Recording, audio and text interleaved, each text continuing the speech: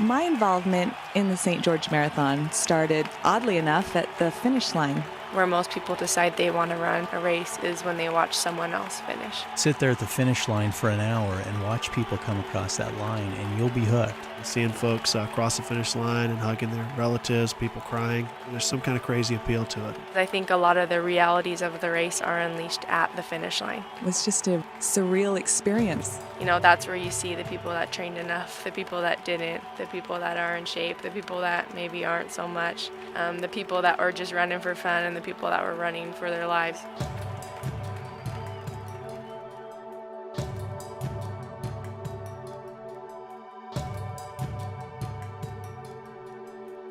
Training for the marathon is part of the joy of running the marathon.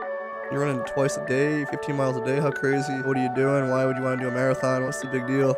It's kind of lonely being out on the road early in the morning when rational people are still asleep. Training's about at least a 6-month process. It's a love-hate relationship. When you live in southern Utah, you've got to get up at about 3 o'clock in the morning to beat the heat.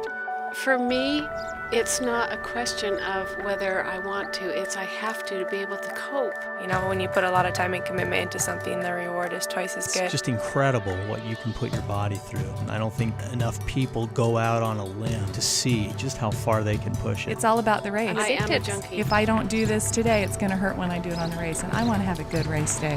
I want to feel fantastic on race day. Before long, you're working into 12 miles a week, and then 12 miles turns into 16 miles, and then 18 miles, and before you know it, you're putting in over 30 miles a week.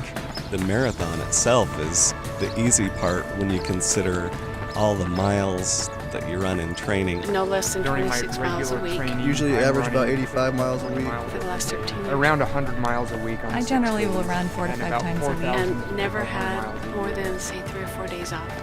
And all the days and weeks and months that you put in up until that point, that's really the hard part. And I think the marathon is the reward.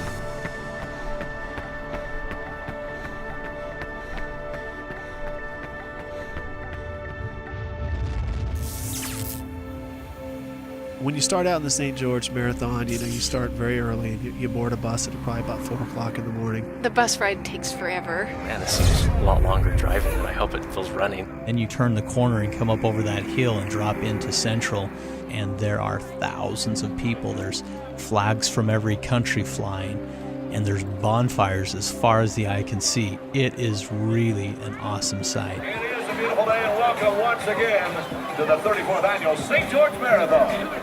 Once you get off of the bus, there's loud music and people are excited and happy. This is, of course, because they haven't started running the 26 miles yet. Everyone's there for a different reason, and yet they're all in common because they all have that goal.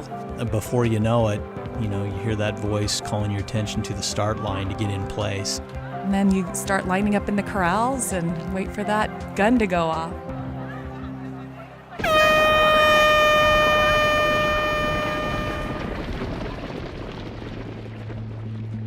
That gun goes off. It's dark. And you start running. The first couple of miles you don't even realize have gone by because the sun's not even up. It's kind of crazy getting across the start line 7 minutes after the start and just knowing from the first minute of that time there's just been herds of people crossing that line. There's all shapes and body sizes out there, and that's what's so great. It's just people trying to get past a stupid line 26.2 miles away. Normally when I'm running, I'm so focused on time. Got to get through this race, got to keep my splits. I love to chat in the beginning, especially. You make friends along the way. You can see the runners snaking on the course and just color and constant movement. Mile 7 is Vail, and the dreaded Vail Hill starts there. Vail Hill's pretty brutal. I've run it and I've walked it, and I can't tell you which one's better. Some people run that thing strong. They're hill runners and they do great, but other people, that's their first big obstacle really in that marathon course. You've got to attack Vail the right way or it'll eat you up. No talking. You don't want to waste your voice because you're going to need that energy. All the fun is kind of out at that point, and it's kind of serious business after Vail. Then after the Vail Hill, you've got a different problem. The rest of the course is primarily downhill. It'll tear your legs up just as badly as going uphill. When it starts to really get hard, it's it seems like that's when the crowds are around and they give you that boost. And the volunteers at this race are incredible. They're so organized. These guys have it down to a science.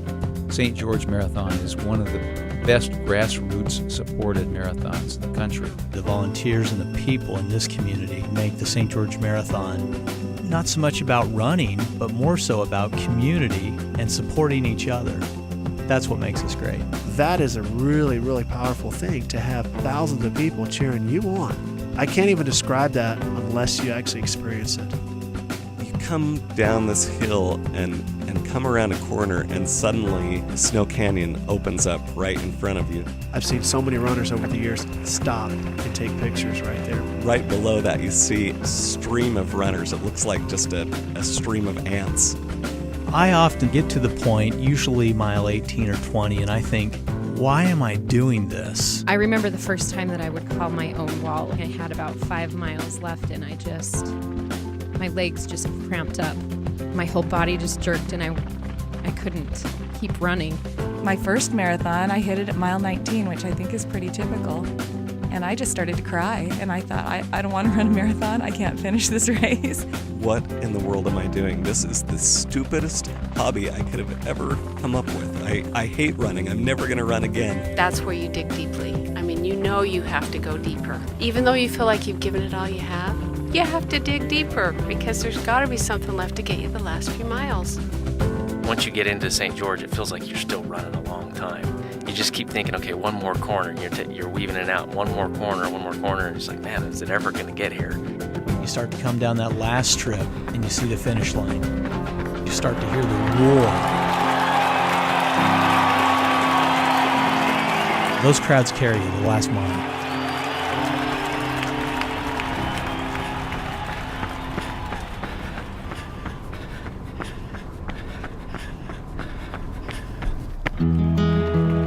Can't cross the finish line of a marathon without having it become a part of your life. I think that's what keeps people coming back. 99% of the people that are there running, they're not running to win anything. You kind of wonder why are these people doing it? And then you realize that there's thousands of different reasons and motivations behind every runner.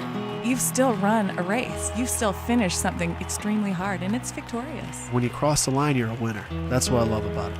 Whether it took you 2 hours and 30 minutes or 6 hours, you're still a winner. You've done something that's tough. You've pushed your body to the limits, and you've overcome. You've overcome body with your mind, and that's powerful.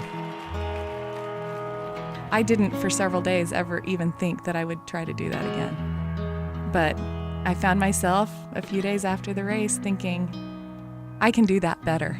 I can do that faster. And so, here we go again.